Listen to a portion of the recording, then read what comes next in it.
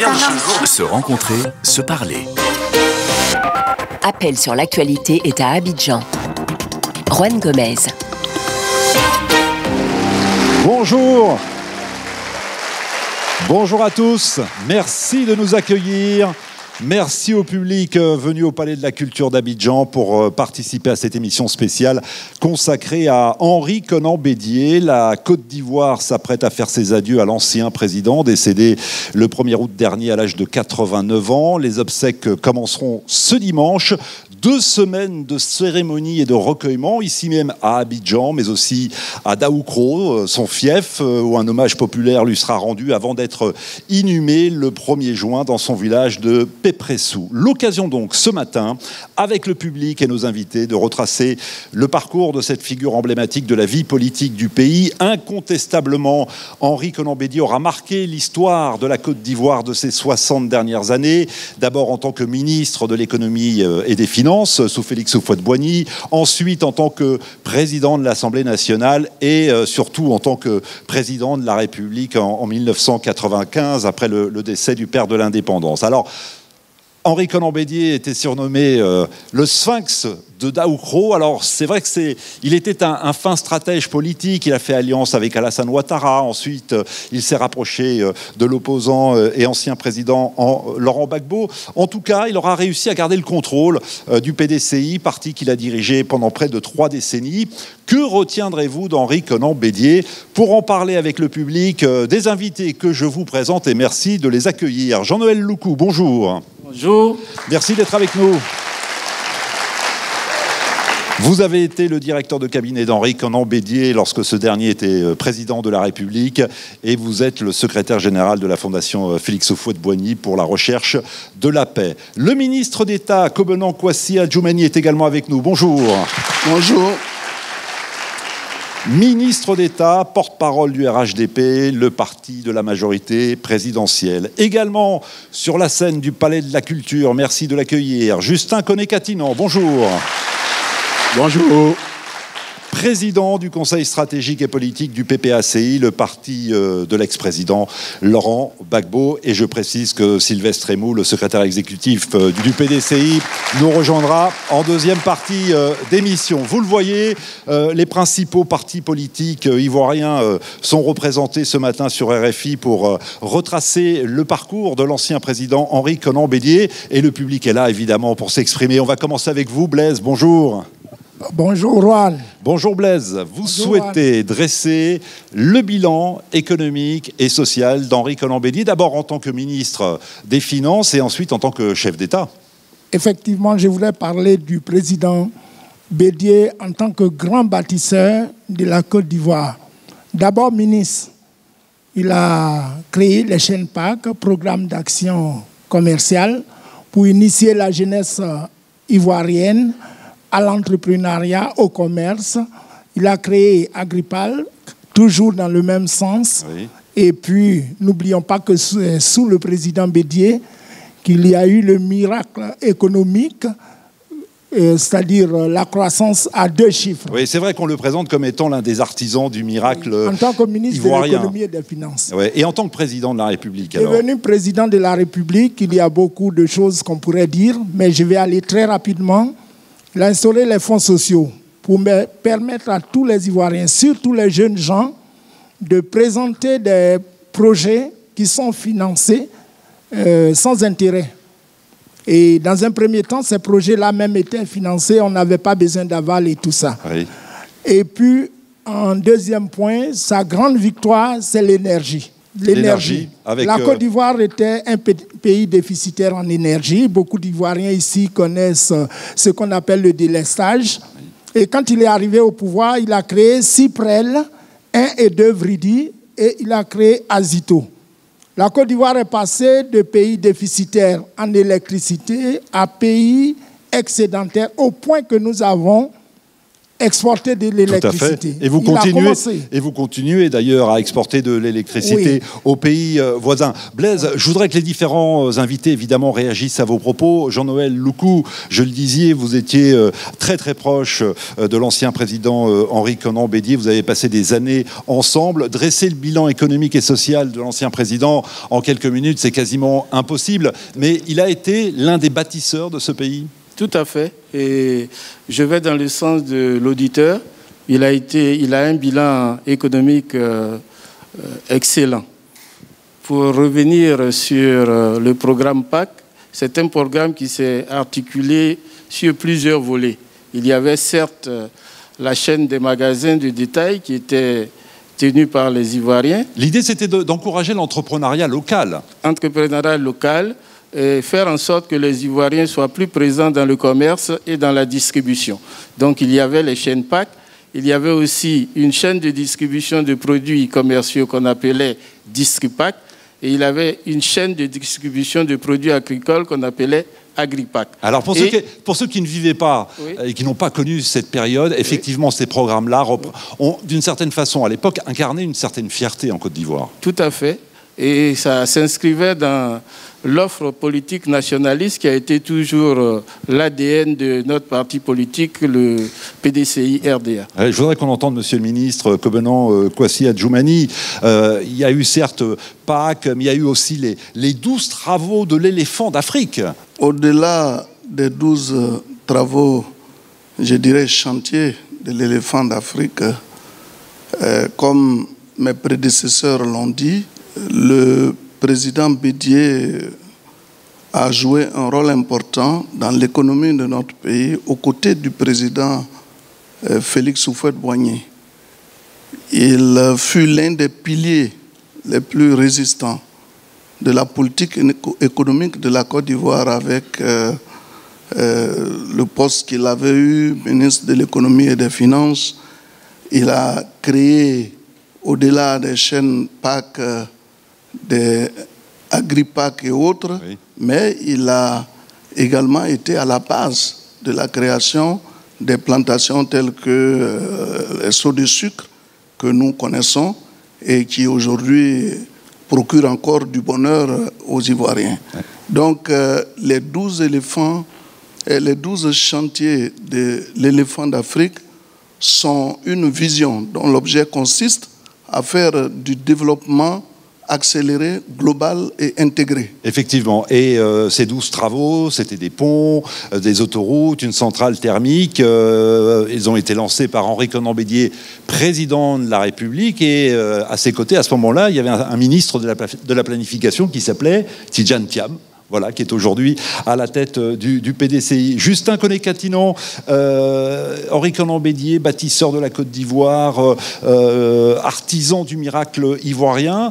Et c'est vrai qu'il a mis en place des initiatives économiques qu'on peut qualifier de patriotiques. Oui, merci beaucoup. Je voudrais, à l'entame de cette émission, c'est vrai que nous sommes enthousiastes, mais nous ne pouvons pas oublier qu'on a perdu l'un des fils illustres de ce pays. Et je voudrais vraiment présenter encore une fois de plus, au nom du président Laurent Gbagbo, nos condoléances à la famille du président Bédier, à son parti politique et à la nation. Ceci dit, pour moi, en ce qui me concerne, le président Henri Konan Bédier était un patriote dans l'âme. Et nous pensons qu'au bout du compte, c'est ça qui lui a valu d'ailleurs la perte de son pouvoir. Il était un patriote dans l'âme et il avait construit. Il avait essayé donc de construire une économie qui soit conforme à sa vision patriotique de la Côte d'Ivoire. Tout ce que nous sommes en train de dire, de façon globale, c'est sa vision patriotique qu'il avait pour la Côte d'Ivoire. Au bout du compte, je pense que ça a été à la limite qui a été retourné contre lui. Et vous faites référence au coup d'État de 1999. Que vous avez cité tout. Mais n'oublions pas que c'est le premier aussi qui a posé la question d'une législation sérieuse sur la question de la terre en Côte d'Ivoire. Ça aussi, c'est un acquis fondamental qui dénote un peu le patriotisme politique et le patriotisme du président Konan Bédié. Et ça méritait d'être souligné, bien évidemment. Justin Koné-Catinant. On retourne au public. Bonjour Stanislas. Bonjour Juan. On va s'arrêter avec vous à l'année 1995, puisque vous souhaitiez que l'on revienne sur l'élection d'Henri Konan Bédié à la tête de la Côte d'Ivoire. Oui. Malheureusement, ce que je déplore dans ça, c'est que Bédié avait deux faux camarades. Deux faux camarades, je veux parler du président Gbagbo et du président Alassane Ouattara. Il faut reconnaître qu'il a souffert, Bédié. Bédié, quand il dit quelque chose, tout de suite on le combat. Et c'est après qu'on dit le vieux avait raison. Et depuis 1995, vous vous rappelez très bien, M. Katina, il a eu le Front républicain. Oui. C'était qui? Le Front républicain, c'était le Alassane Ouattara et Laurent Gbagbo. Et le président Gbagbo contre Bédié. Vous le savez très bien. Les deux personnes que vous venez de citer, je le rappelle, avaient décidé de boycotter l'élection présidentielle. Oh oui, ça a toujours été du 2 contre 1. Je viens voir. Ça a toujours été du 2 contre 1. Après, maintenant, qu'est-ce qui s'est passé? Il a eu l'appel de Daoukro. Alors, on y reviendra plus tard sur l'appel de Daoukro. Restons sur l'année 95. Oui. En tout cas, ils étaient 2 contre 1, mais ça n'a pas empêché Henri Konan Bédié de remporter la présidentielle. Oui, d'accord. C'est pour vous dire que le président Bédié, c'est un grand homme. C'est un baoulé. Un baoulé, ça veut dire quoi? C'est un chef. Et toutes les fois qu'il a eu des crises, Bédié a toujours apaisé tout le monde avec le bon ton et la manière. Alors, on va revenir sur 95 avec justement Justin Koné-Catinant. C'est vrai qu'il y a eu le boycott actif dans les rangs du PDCI de Laurent Gbagbo pour cette élection. Alors, là où il ne faut pas faire la confusion, les combats politiques restent des combats politiques, ce n'est pas des combats personnels d'ordre personnel. Nous sommes restés constants, le président Laurent Gbagbo est resté constant. Depuis sa lutte politique, sa position était de se battre pour que les conditions des élections en Côte d'Ivoire soient transparentes. C'est une position de principe. Que ce fût Bédié, que ce fût quelqu'un d'autre qui était à la place, c'était ça la condition qu'il a posée. Nous, aujourd'hui, qu'on oublie que le vote à 18 ans, c'était son engagement. Le bulletin unique, c'était son engagement. La commission électorale indépendante, c'était son engagement. Donc, c'est un engagement pour un principe, ce n'était pas une question pour contre une personne. La preuve, aujourd'hui, le PDC est d'accord avec nous qu'il faut continuer de se battre pour rendre encore plus transparentes les élections. Donc, la question de l'alliance qui a eu lieu, circonstancielle qui a eu lieu en 1995, il ne faut pas la prendre comme étant une réunion de faux amis du président Bédié contre lui. Mais c'est qu'il y a quelqu'un qui s'appelle le président Gbagbo qui avait une idée claire et qui s'est toujours battu pour que, effectivement, on arrive à des élections transparentes et justes. Et aujourd'hui, je pense que si le président Bédié était là, il se serait mis de son côté aussi pour qu'on améliore, effectivement, ces conditions. Donc, je ne parle pas pour une personne. Je voudrais qu'on entende Jean-Noël Loukou. C'est vrai que cet auditeur parlait de la rivalité dès 95 entre le président Bédié et Alassane Ouattara. C'est une rivalité qui remonte, en fait, au moment du décès du père de l'indépendance, en 93. Oui, avant d'y revenir, ce que l'auditeur a dit, ce qui était reproché au parti de M. Katina, du président Laurent Gbagbo, ce n'est pas d'avoir eu des revendications pour qu'il y ait des élections transparentes, équitables, avec le vote à 18 ans, les urnes transparentes, etc. Ce qui vous est reproché, et ça l'histoire en tiendra compte, c'est de vous être associé par le boycott actif à une tentative de coup d'État. Parce qu'en 1995, ça a été une tentative de coup d'État qui a échoué. Et le boycott actif était associé à cette tentative-là. Ce n'est pas très républicain et c'est ce qui vous est reproché. Pour en revenir maintenant à la question que vous m'avez posée. Oui, sur la rivalité entre les deux hommes, en quelques mots. Voilà, ça a commencé dès l'arrivée de M. Ouattara en Côte d'Ivoire. M. Henri Konan Bédié était à cette époque-là président de l'Assemblée nationale. Et donc, ils ont commencé tout de suite cette rivalité-là. Ça a commencé par le problème des privatisations. Oui. Ça a continué à la mort du président Félix Houphouët-Boigny, puisqu'il ne voulait pas reconnaître le passage du témoin tel que le précisait la Constitution. Et puis, ça s'est poursuivi avec le Front républicain jusqu'au coup d'État de 1999. Et on en reparlera dans un instant, effectivement, de ce coup d'État. Monsieur le ministre d'État, commandant Kwasi Adjoumani, sur cette année 1995, quels souvenirs gardez-vous? Mais bien avant 1995, nous avions parlé du premier miracle ivoirien, avec l'appui et le soutien aux côtés du président Félix Houphouët-Boigny, du président Henri Konan Bédié. Et dans les années 90, la Côte d'Ivoire également était en train de sombrer sous l'effet de la récession économique. Le président Houphouët-Boigny a fait appel à un autre de ses dignes fils, qui est le président Alassane Ouattara. C'est vrai qu'il y a eu des incompréhensions,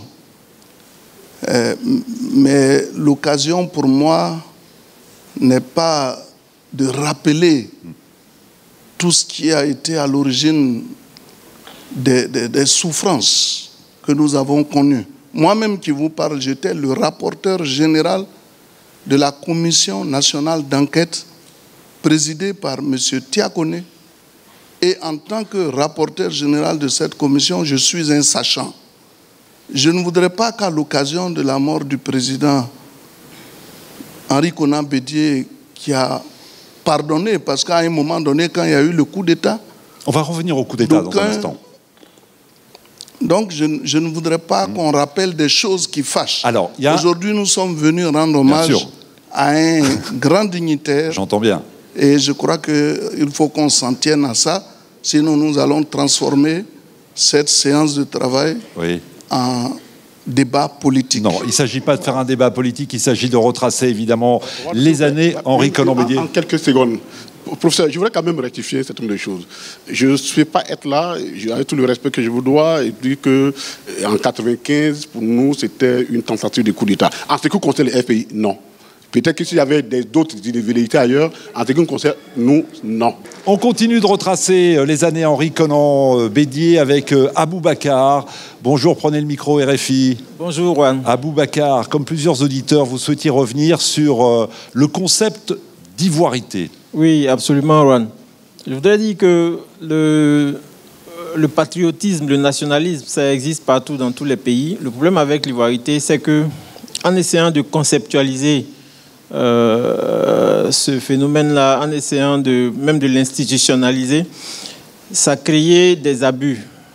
Voilà, et j'avais une anecdote à partager avec vous. Allez-y. Mon père, lui, il est arrivé juste avant les indépendances avec sa tante ici en Côte d'Ivoire. Il a fait l'école, les études. Quand vous dites il est arrivé d'où? Du Burkina. D'accord. Burkina Faso. Il a fait l'école, les études et il a donné 30 ans de sa vie à la Société d'électricité de Côte d'Ivoire, au plus haut niveau avec des décorations et tout ça. Un jour, il se fait contrôler par un policier qui lui demande les pièces du véhicule. Il donne les pièces du véhicule. Le policier, voyant peut-être le nom de famille, lui demande sa pièce d'identité. Donc, il lui donne sa pièce d'identité et le policier qui lui dit « Traoré, Traoré, est-ce que ça c'est ivoirien ?»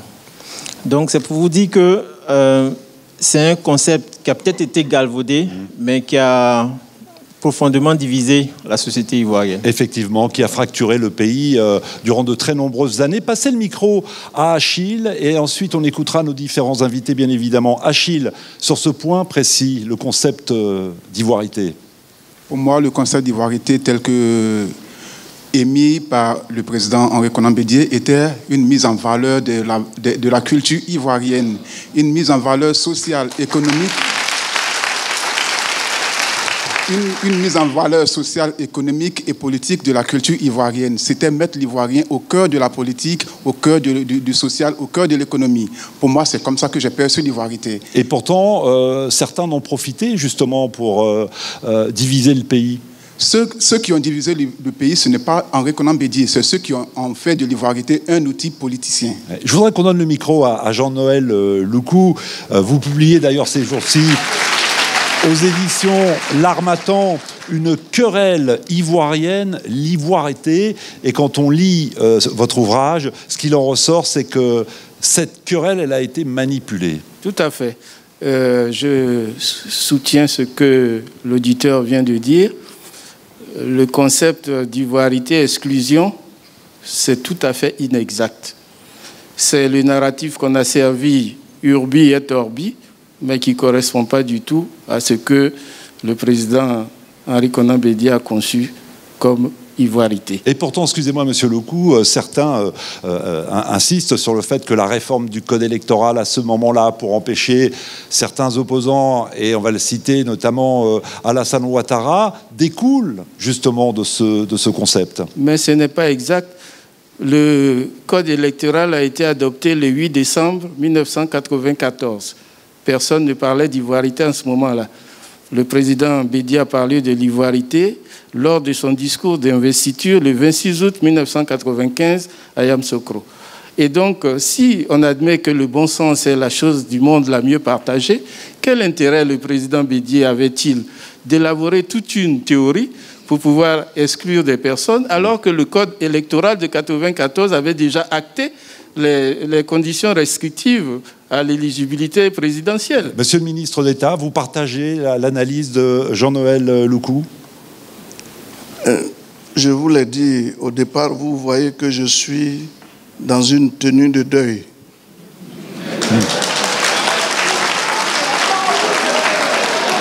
S'il vous plaît. S'il vous plaît, laissez parler Monsieur le ministre. Mon objectif, en venant ici aujourd'hui, ce n'est pas de tirer sur Pierre ou Paul. Moi, je connais le président Bédié. Je sais ce qu'il pensait en faisant intervenir le concept d'ivoirité. Alors justement, que souhaitait-il en mettant en œuvre ce concept? L'ivoirité, c'est ce qu'est, au niveau de la Côte d'Ivoire, l'ivoirité, c'est ce qu'est la sénégalité au Sénégal. On parlait même de francité. Vu sous ces angles, c'est un concept culturel. Mais à l'intérieur même de notre parti, ça, il faut avoir le courage de le dire, il y a eu des gens qui l'ont utilisé autrement. Mais le président Bédié, à un moment donné, lui-même a abandonné le concept. Moi, j'étais porte-parole du PDCI-RDA.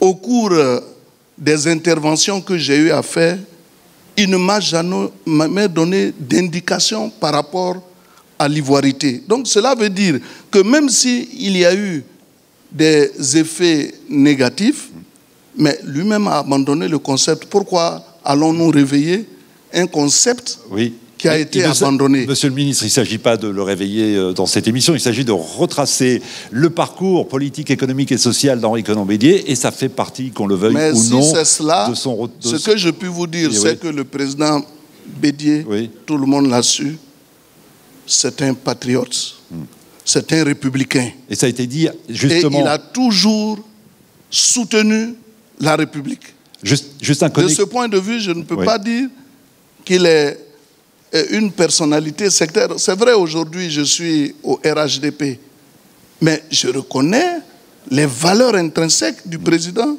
Henri Konan Bédié. Donc je ne viens pas sous prétexte que je suis aujourd'hui RHDP, je ne viens pas pour vilipender celui qui a été mon père aussi. On va donner le micro RFI à Justin Koné-Catinon. Ok. Moi, ma position est claire sur cette affaire. Ce concept a été tout simplement instrumentalisé à des fins politiques pour servir d'échelle, coup d'échelle, à des fins politiques. Il n'y a pas d'autre débat, à mon avis, sur la question. Moi, je suis du Nord. Je m'appelle Koné. Je suis Koné. Et bon, je ne sais pas au fouettis, mais je reconnais quelque chose en Faux-Boigny. C'est que moi, quand j'allais au lycée, mes amis n'étaient même pas des Tabarani, des gens du Nord. On nous a appris à vivre dans cet élément-là. Qu'à un moment donné, le président Bédié dit, compte tenu de l'évolution de la Côte d'Ivoire, il faut qu'il y ait quand même une priorité nationale qui soit donnée à un certain nombre de choses. Cela n'en fait pas un homme d'exclusion.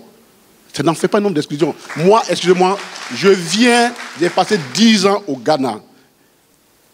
Au Ghana, excusez-moi, la différence est nettement établie que quand tu n'es pas ghanéen, tu ne peux pas faire ça.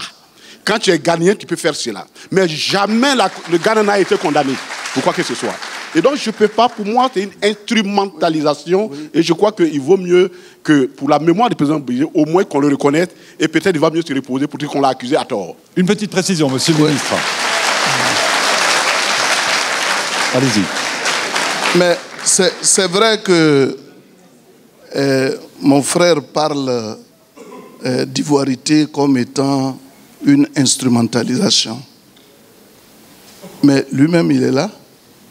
Il ne faut pas qu'il oublie qu'à un moment donné, son chef, je veux parler de Laurent Gbagbo, avait pris la parole dans le cadre de la Constitution pour dire que la Constitution a été taillée sur mesure pour empêcher le président Alassane Ouattara d'être candidat. Il ne faut pas qu'on oublie ça. Je suis témoin de l'histoire. Oui. Nous sommes tous des sachants. Alors, mais là, on déborde. On explose. 5 minutes, en 5 secondes. S'il vous plaît. Excusez-moi. On va être clair. Si on va vous répondre de façon claire. Si vous voulez qu'on aille sur le terrain politique, pas les deux en même temps. Personne n'a jamais exclu le président Ouattara des élections de la Côte d'Ivoire, à part lui-même. C'est lui qui s'est exclu du national ivoirien. Son comportement, ses actes qu'il a posés, c'est ça. C'est pas personne. Ce n'est ni Bédié, ni personne. C'est que lui, il a fait au quotidien. C'est ça qui fait que son problème, qui a créé son problème, ce n'est pas Gbagbo, ce n'est pas Bédié, c'est à lui qu'il faut en prendre. Bon, allez, Bien, merci à tous les trois. Je remercie Jean-Noël Loukou d'avoir été avec nous tout au long de ces 20 premières minutes. Très bien. Se rencontrer, se parler. Appel sur l'actualité est à Abidjan. Juan Gomez. Nous sommes de retour dans la capitale économique ivoirienne pour retracer ce matin le parcours de l'ancien président Henri Konan Bédié, décédé en août dernier à l'âge de 89 ans. À partir de dimanche et jusqu'au 1er juin, la Côte d'Ivoire lui rendra un dernier hommage avec des cérémonies prévues en la cathédrale Saint-Paul à Abidjan, mais aussi au palais présidentiel, à l'Assemblée nationale et bien évidemment au siège du PDCI à Cocody. Sa dépouille sera ensuite transféré à Daoukro, dans le centre-ouest du pays, son fief, puis dans son village à Pépressou, où il sera inhumé. Avec le public d'Abidjan, nous allons donc évoquer ce monument de la vie politique qu'était Henri Konan Bédié. Quel héritage laisse-t-il au pays? Et on en profitera évidemment pour lancer le débat sur l'avenir de ce parti, le PDCI, qu'il a dirigé durant près de 30 ans, avec aujourd'hui à sa tête un nouveau patron, Tidjane Thiam, élu il y a tout juste 4 mois. J'accueille Sylvestre Emou qui nous rejoint pour la deuxième partie. Bonjour Sylvestre Emou. Bonjour Wally. Vous êtes le nouveau secrétaire exécutif du PDCI. Sont restés sur la scène du Palais de la Culture le ministre d'État Kobenan Kwasi Adjoumani et Justin Koné-Katinan du PPACI, le parti de l'ex-président Laurent Gbagbo. On va immédiatement, messieurs, donner le micro au public qui souhaite revenir sur des moments clés de l'histoire d'Henri Konan Bédié. Bonjour Ange Thomas. Bonjour Juan. Merci d'être avec nous et de prendre le micro RFI. Vous souhaitez revenir sur le coup d'État en 1999, c'était d'ailleurs le premier coup d'État de l'histoire de la Côte d'Ivoire. Oui, un coup d'État absurde, un coup d'État injustifié. C'est sur la base d'éléments fallacieux qu'il y a eu ce coup d'État. Je vais vous donner un exemple tout simple. On nous a dit, lorsqu'on était encore élève, que le président Bédié a fêté 7 milliards lorsqu'il avait 25 ans. Ça passait partout ici en Côte d'Ivoire. Et après avoir vérifié, je me suis rendu compte que c'était pratiquement une véritable infox. Oui. Et c'est sur cette base d'infox que des personnes, tapis dans l'ombre, ont fait ce travail. Parce que figurez-vous que, M. Juan, on nous a dit que les enfants du président Bédié détenaient le monopole du riz à l'époque. Raison pour laquelle ils ont fait le coup d'État. Mais le coup d'État est parti comment? Le jeudi 22 décembre, à 3h du matin, il y a une mutinerie qui éclate. Et cette mutinerie, déjà, permettez-moi de parler. Déjà, c'est vous qui allez à droite, déjà, au but. Les homologues du président Bédié de l'époque lui avaient déjà dit que c'est un coup d'État qui est en gestation. Le président Bédié, à cet instant précis, il avait la capacité de réprimer ce coup. Le 24 décembre, lorsque le coup d'État a été consommé par le général Guéhi, le président Bédié appelle le commandant supérieur de la gendarmerie, M. Konan Kwame Sévérin, le général, et il lui demande, mon général, qu'est-ce qui se passe? Le général lui dit, Monsieur le Président, c'est un coup d'État qui est là, oui, mais autant le pouvoir peut être sauvé, mais ça sera 50-50. Bien.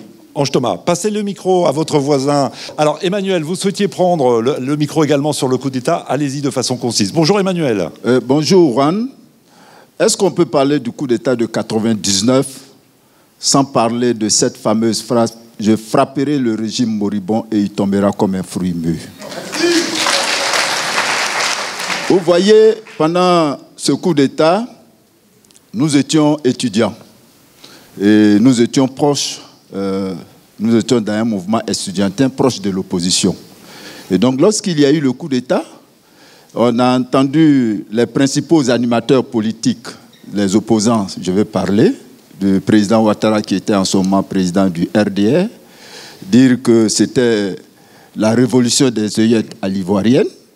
On a entendu également le président Laurent Gbagbo, qui était président du FPI, dit que c'est un coup d'État salutaire qui était susceptible de faire avancer la démocratie. Jeune étudiant, proche de Laurent Gbagbo, j'ai reçu un choc de savoir l'intrusion des armes dans la politique. Et je le dis, ce n'est pas à position à géométrie variable.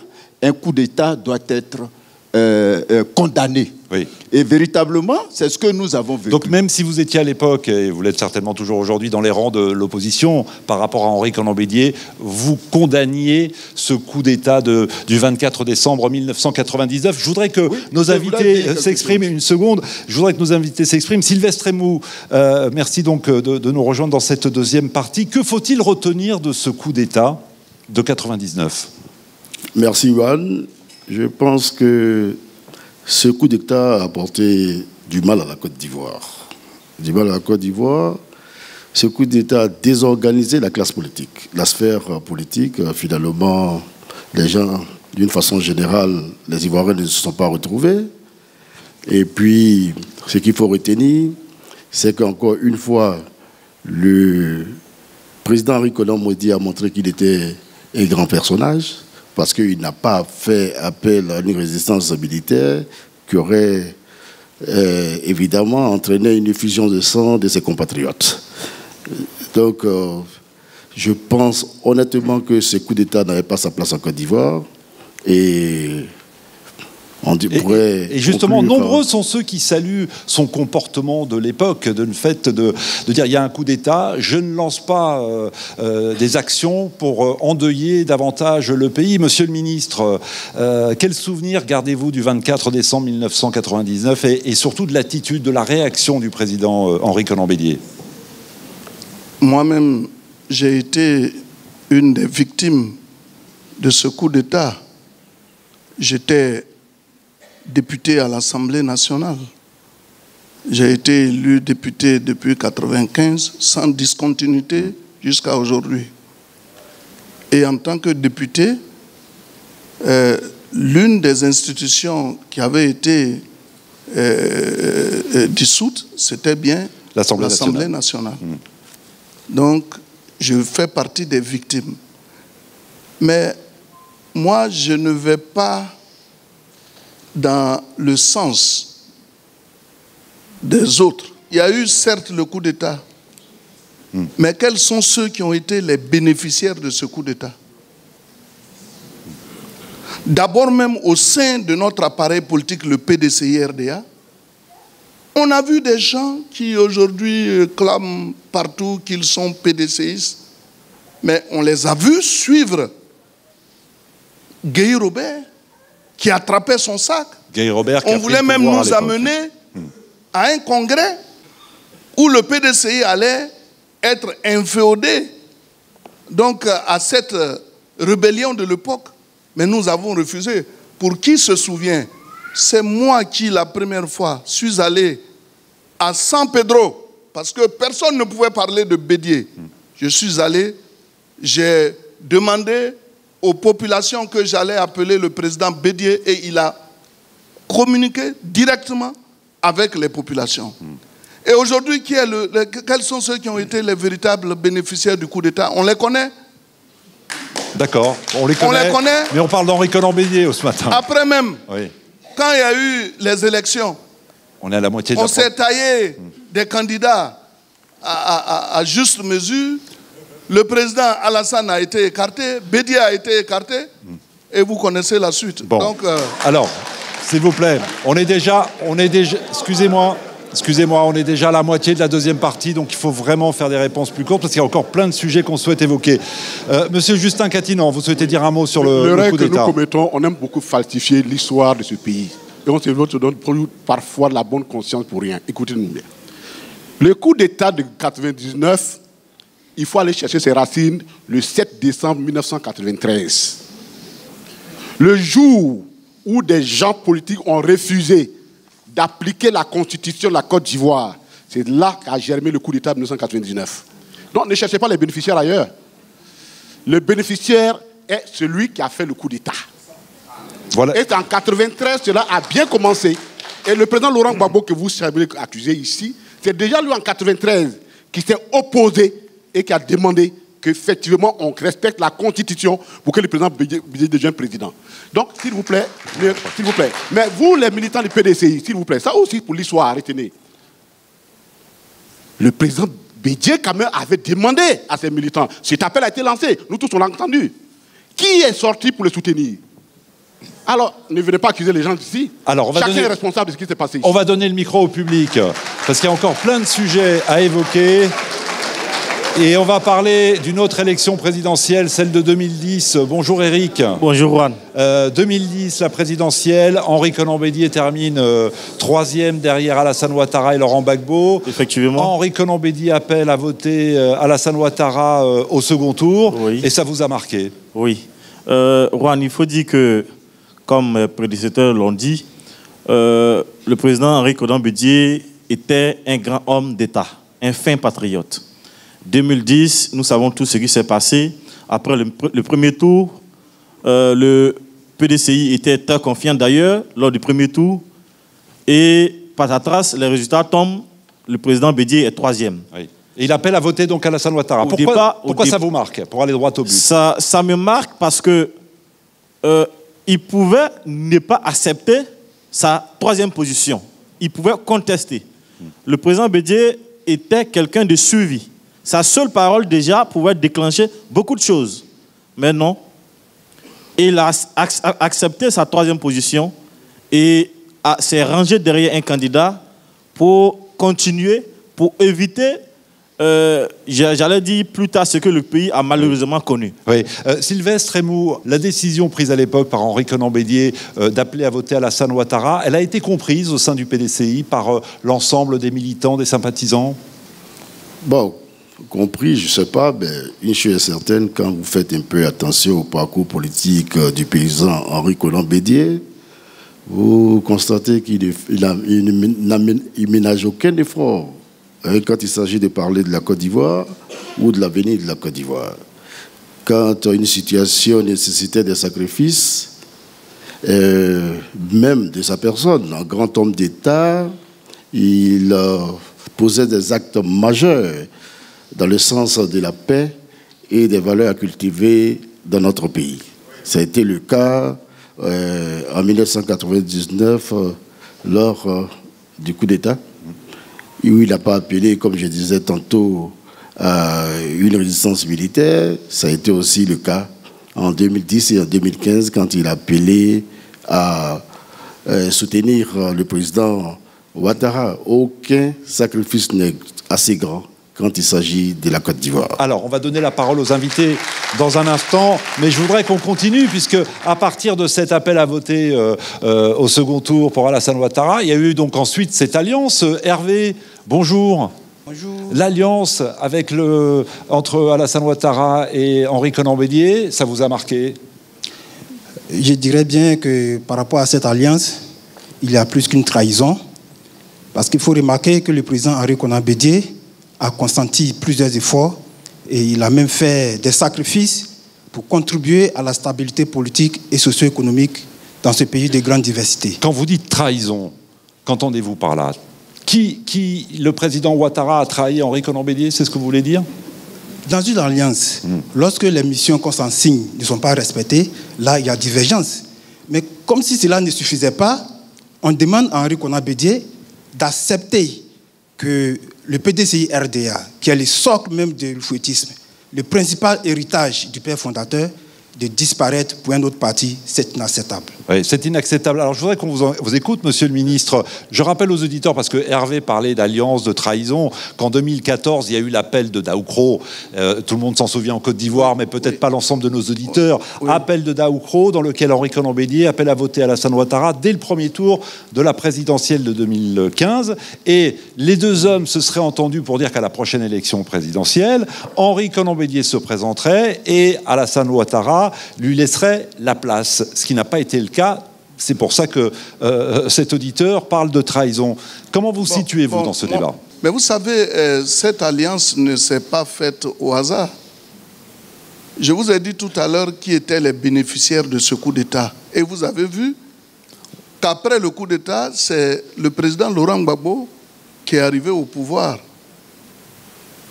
À un moment donné, les enfants d'Oufoué ont décidé de se mettre ensemble. C'était au Ghana. Nous avons mis en place une plateforme. Je voudrais qu'on parle de l'alliance, monsieur. Oui, mais c'est de ça que je parle. Oui, on a mis en place une plateforme RHDP qui regroupait les enfants d'Oufoué. Tous les partis oufouettistes y étaient. Et à l'occasion donc des élections, nous avons trouvé un compromis. Le candidat qui gagne, qui va au deuxième tour, va être soutenu par les autres partis politiques. Et le président Henri Konan Bédié, un homme d'engagement, un homme fidèle à ses principes, a décidé d'appeler à voter le président Alassane Ouattara. Mais là, on est en 2010. Quand vous parlez de 2010... Je parle de 2010, puisque oui, mais là, vous avez parlé d'alliance. Oui, mais d'accord, mais après, il y a eu la trahison, et c'est là-dessus. Je ne sais pas, moi, je vous dis, jusqu'en 2018, j'étais porte-parole principal du PDCI-RDA. Oui, mais y a-t-il eu trahison? De mémoire d'homme, voici le président Bédié qui est mort aujourd'hui. Et je crois qu'il a une âme forte. Le président Bédié, en tant que son porte-parole, ne m'a jamais dit qu'il allait avoir de l'alternance. Ah oui. Et devant Dieu.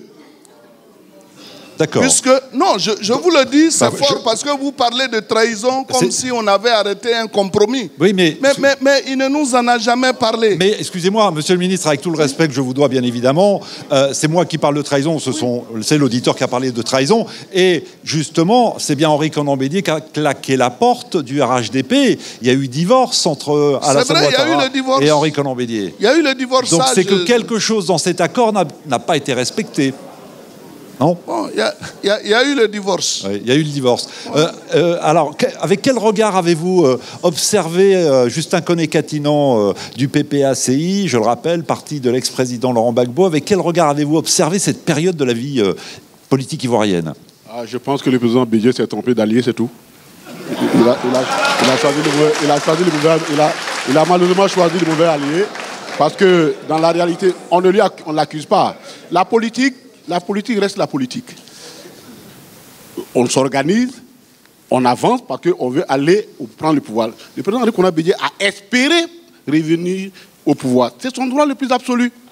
Il a choisi les chevaux. Malheureusement, il a choisi, à mon avis, la mauvaise alliance, la mauvaise paix. Et ça s'est retourné contre lui. C'est vraiment tout ce que je peux dire. Alors ça s'est retourné contre lui, dites-vous. Ensuite, Henri Konan Bédié s'est rapproché de Laurent Gbagbo. Oui. Alors justement, laissons d'abord Armand dans le public prendre la parole et vous réagirez dans un instant. Armand, bonjour. Oui, bonjour Juan. Alors, cette alliance, elle vous a surprise ou pas? PDCI, Henri Konan Bédié, Laurent Gbagbo? Surpris, je ne dirais pas cela, parce que le président Bédié a fait montre, et il le fait constamment, dans toutes ses positions. C'est quelqu'un qui est toujours attaché aux valeurs de la nation.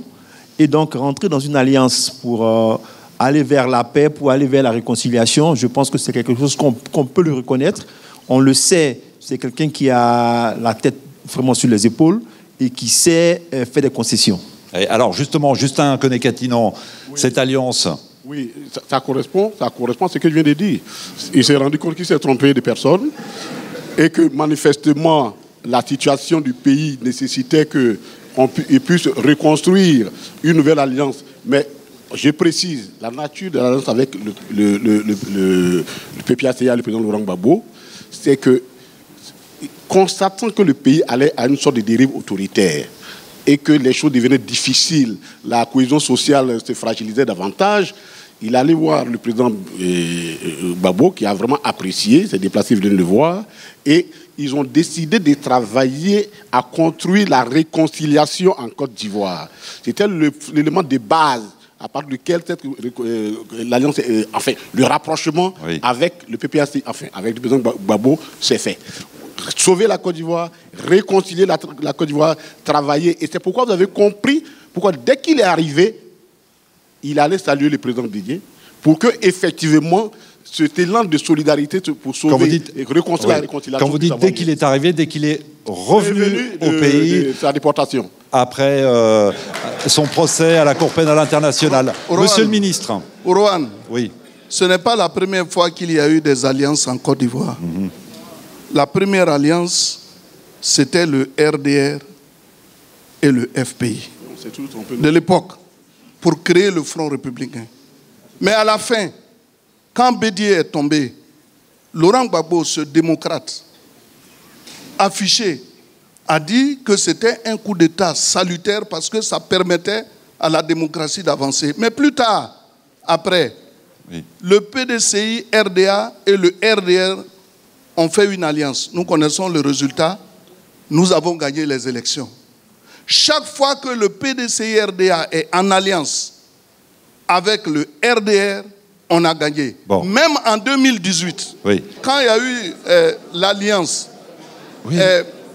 PDCI, FPI, PPAC, nous avons gagné les élections. Vous l'avez dit. Donc la meilleure alliance aujourd'hui, c'est le PDCI, RDA et le FPI. Parce que jamais Oufoué ne va accepter... Bon, je voudrais qu'on parle d'Henri Konan Bédié. S'il vous plaît, il faudrait qu'on avance. La meilleure alliance... Dites-moi, monsieur le ministre, dites-nous, moi je reviens à ce que vous dites. Dites-nous, monsieur le ministre, pourquoi vous, à chaque fois qu'on fait alliance avec vous, il y a problème? Bon, ça c'est autre chose. Non, ça c'est un autre débat. C'est vous qui perdez. S'il vous plaît, monsieur le ministre et monsieur Katinan, Sylvestre Mou, quelques mots justement sur cette alliance qui fait réagir encore aujourd'hui en 2024. Merci, Wad. Comme le disait le président Félix Houphouët-Boigny, la politique est la saine appréciation des réalités du moment. Devant le jeu démocratique biaisé lors des élections présidentielles en 2020, le président Henri Konan Bédié, en leader éclairé, s'est entouré de l'essentiel de l'opposition, dont le président Gbagbo, le FPI du président Gbagbo, pour faire barrage au coup de force constitutionnelle. Alors, quand il y a des défis, quand les défis et l'avenir l'exigent, il faut taire les différences pour sauver l'essentiel, qui, à mon sens, l'essentiel, c'est la paix et les acquis démocratiques. On va terminer avec deux auditeurs qui souhaitent parler du PDCI, le parti dirigé par Henri Konan Bédié durant 3 décennies. Michel, on vous écoute. Bonjour. Bonjour, Ron. Alors, le PDCI, Henri Konan Bédié, 3 décennies. Vous souhaitiez parler, allez-y. Le PDCI a été dirigé par le président Henri Konan Bédié pendant 3 décennies. Il a tenu parce que il n'était pas au pouvoir, mais il a pu tenir le PDCI et toutes les bases sont restées intactes jusqu'à ce qu'on arrive au dernier moment en août, jusqu'à ce qu'il parte. Mais il a dirigé ce parti d'une main de fer. Oui, une main de fer parce que un parti politique comme le PDCI-RDA, qui est le deuxième parti après l'ANC, mais on ne peut pas le diriger comme ça, surtout quand on a remplacé un grand homme comme Houphouët-Boigny.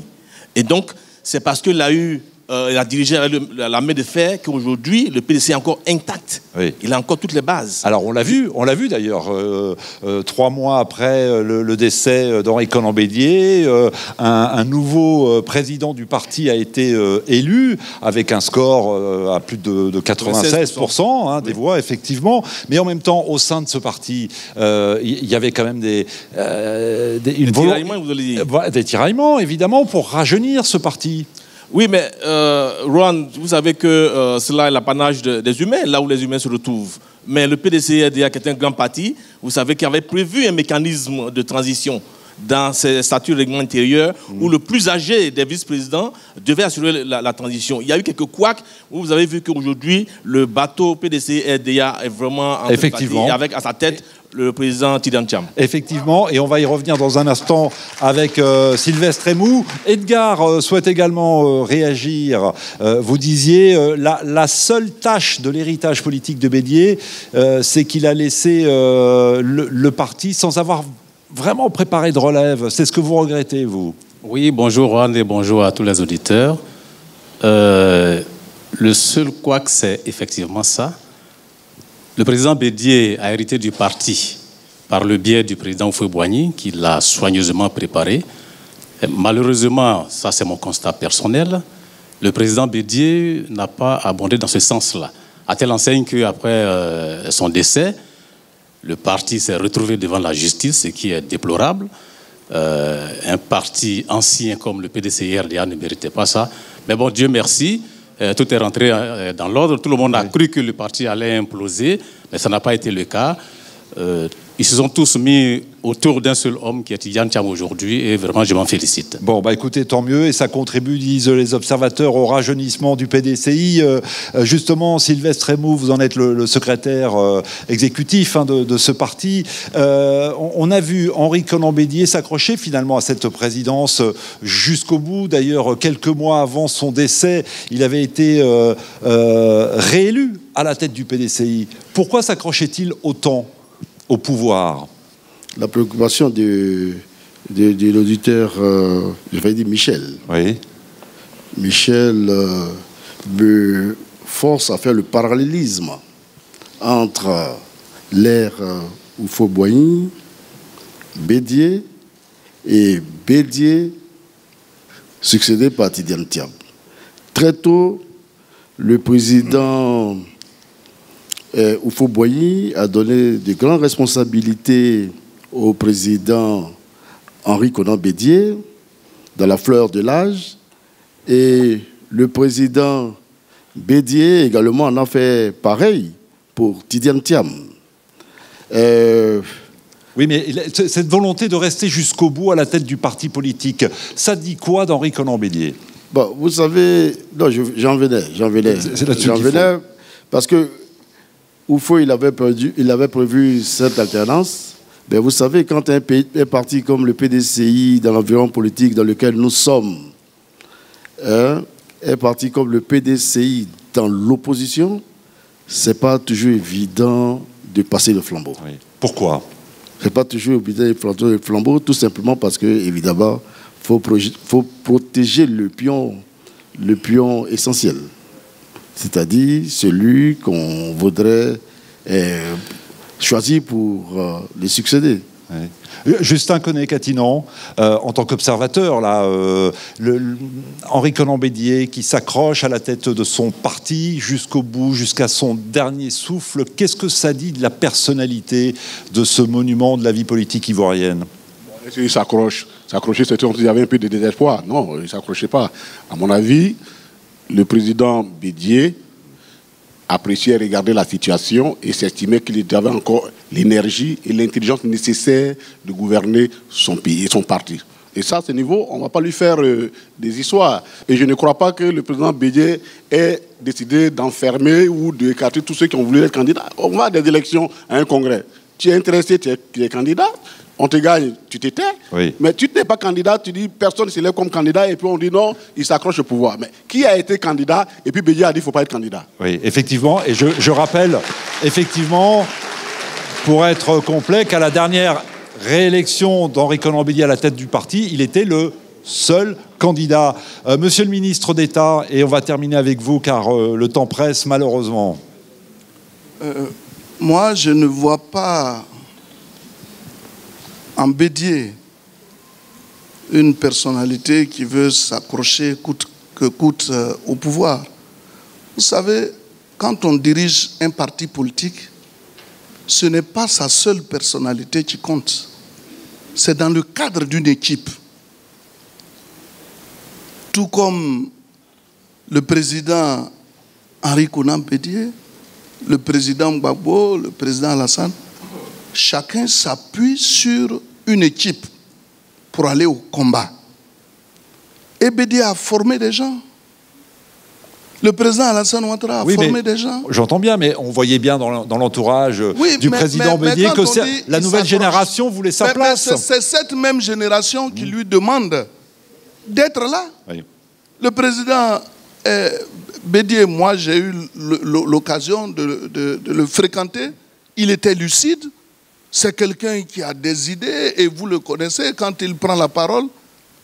Vous savez comment les mots sortent de façon fluide. Ça veut dire qu'il a encore la force de tenir. Mais tant qu'il a la force de tenir, que les uns et les autres qui doivent être en réalité, ces remplaçants disent que non, tu es bon pour le combat, mais il va continuer. On aurait pu passer toute la matinée à évoquer les différents aspects de la vie d'Henri Konan Bédié, début des cérémonies, du dernier adieu de la Côte d'Ivoire à l'ancien président ce dimanche, dans tout juste 48 heures, et vous suivrez bien évidemment tout cela sur les antennes de RFI avec les reportages de la rédaction. Merci à tous les trois infiniment d'avoir été des nôtres. Merci au public d'avoir assisté et participé à cette émission.